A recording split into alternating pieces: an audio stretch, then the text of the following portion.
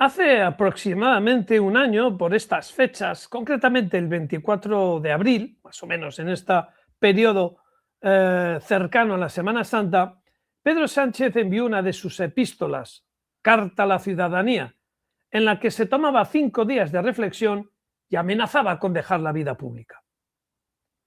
Esta curiosa forma de proceder fue tan sorpresiva que ni los más allegados políticamente lo sabían. Y esto lo hizo por una retorcida razón que vais a entender a lo largo de este vídeo. Bienvenidos a vuestra aldea.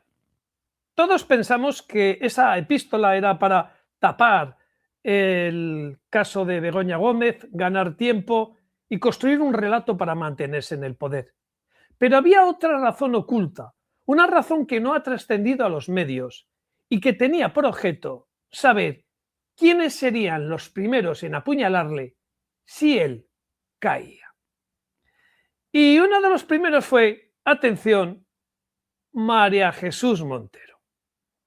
Muchos se preguntan que cómo es posible que se envíe como candidata a las elecciones andaluzas a María Jesús Montero, que es claramente un caballo perdedor.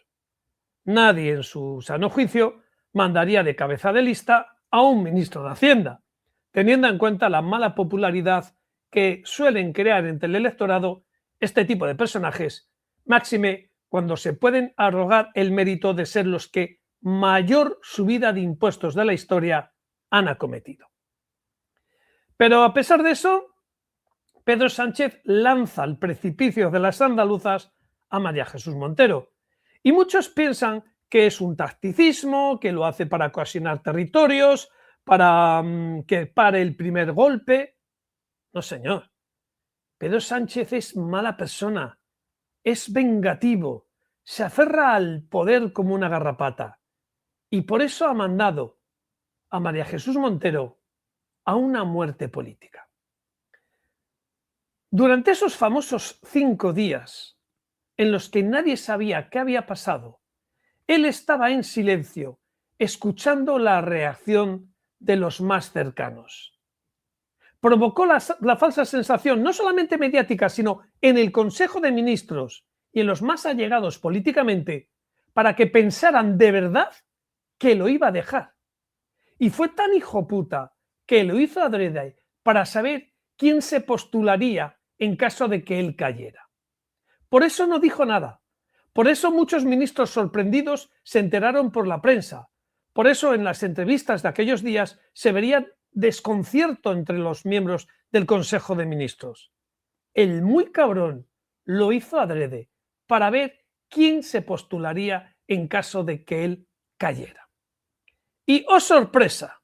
¿Quién empezó rápidamente a coger el testigo y a decir públicamente que en caso de que Pedro Sánchez dimitiera, ella se haría cargo del partido? María Jesús Montero. Y el sátrapa de la Moncloa, poniendo morritos, así que pone de morritos, anotó en su libretita el nombre de las cabezas a cargarse. En esa lista no solamente estaría María Jesús Montero, también Óscar López y algunos otros allegados.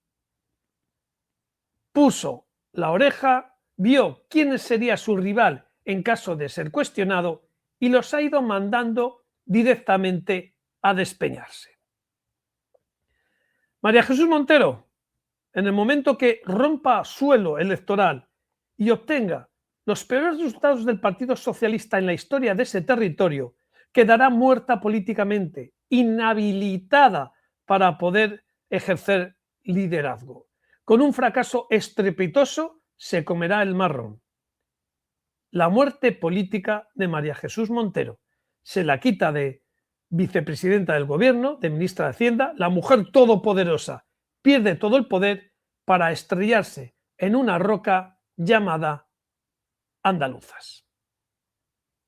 Óscar López, otro de los grandes conspiradores del reino, que fue el que intentó conseguir información de primera mano sobre las saunas y que luego Pedro Sánchez rescató diciendo los enemigos más cerca que los amigos, lo manda a enfrentarse con un peso pesado como Ayuso.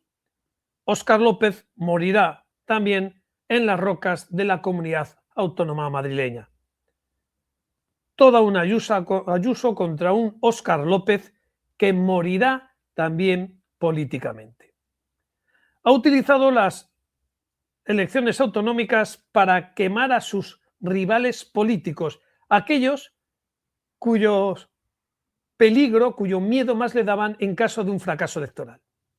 Si en las elecciones del 2027 pierde el Partido Socialista el poder y la merma de votos es notable, habrá ruido de sables en la organización socialista. Y por eso Pedro Sánchez está depurando a todos los que creen que pueden quitarle el puesto cuando fracasen las generales, si eso llega a ocurrir, porque de verdad cada vez tengo menos fe en el votante español. Mucho hablan de purga de otros partidos, pero lo que está haciendo Pedro Sánchez no es una purga, es directamente una ejecución política, entiéndase, la metáfora, porque estamos ya en unos niveles ya que da miedo hasta hablar. Entonces, olvidaros de tácticas, de reforzar territorios, de controlar federaciones. Pedro Sánchez está utilizando las elecciones, los procesos electorales autonómicos para mandar a luchar contra el enemigo a sus enemigos íntimos y que sean las elecciones quien se los quiten de encima.